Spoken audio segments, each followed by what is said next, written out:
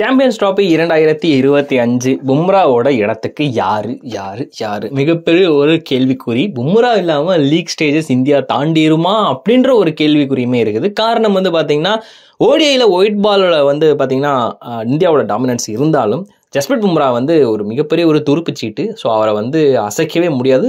அவரை ரீப்ளேஸ்மெண்ட்டும் பண்ண முடியாது, ரொம்ப கஷ்டம் தான். பட் ஆனால் இருந்தாலும் அவருக்கு ஈக்குவலாக இல்லைனாலும் பட் தரமான கண்டெண்டர்ஸுமே லிஸ்ட்டில் இருக்கிறாங்க. ஸோ அந்த லிஸ்ட்டு தான் ஃபுல் அண்ட் ஃபுல் பார்க்க போகிறோம்.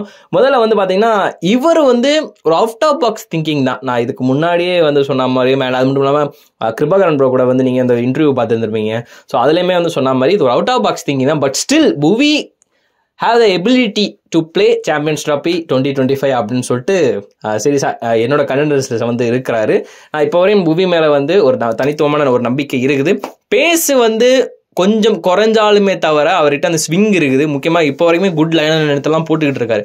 பழைய விண்டேஜ் புவியா அப்படின்னு கேட்டிங்கன்னா அது கொஞ்சம் இல்லை தான். பட் ஆனால் இருந்தாலும் அவர்கிட்ட இன்னும் அந்த எபிலிட்டி இருக்குது.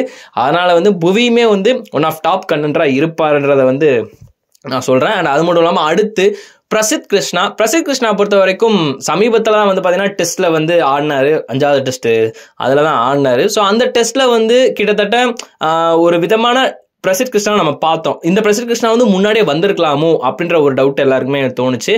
அண்ட் அது மட்டும் இல்லாமல் இந்த பிரசித் கிருஷ்ணா தான் இதுக்கு முன்னாடி ஓடிஐயில் பார்த்தீங்கன்னா 2-3 தடவை பயங்கரமான பெர்ஃபார்மன்ஸ் கொடுத்துருக்காரு. 2020 அண்ட் 2021 இந்த மாதிரி டைமில் ஓடிஐ ஆடி இருக்காரு. அதுக்கப்புறம் ரொம்ப நாள் ஆடலை. அப்புறம் சவுத் ஆஃப்ரிக்கா கூட டெஸ்ட் ஆனார். அதுக்கடுத்துமே நம்மளை அவரை பார்க்கல.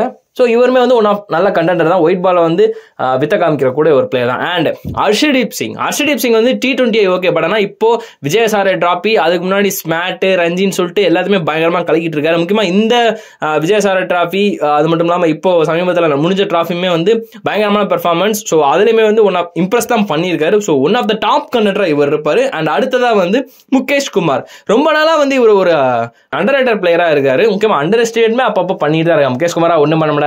பட் ஆனால் டெத்தில் அவரோட எக்கனாமி சூப்பராக இருக்குது. அண்ட் அது மட்டும் இல்லாமல் அவரால் நிறைய இடத்துல கண்ட்ரோல் பண்ணி போட முடியும். ஸோ இதனால முகேஷ் குமாரே ஒன் ஆஃப் டாப் கண்டெண்டராக இருப்பாரு அப்படின்றது தோணுது. ஸோ உங்களுக்கு இதில் யார் பர்ஃபெக்டாக ரீப்ளேஸ்மெண்ட்டாக இருப்பா அப்படின்னா தரமாக கீழே கமெண்ட் பண்ணுங்க. பார்க்கலாம் யாரெல்லாம் என்ன பண்ண போறீங்கன்னு.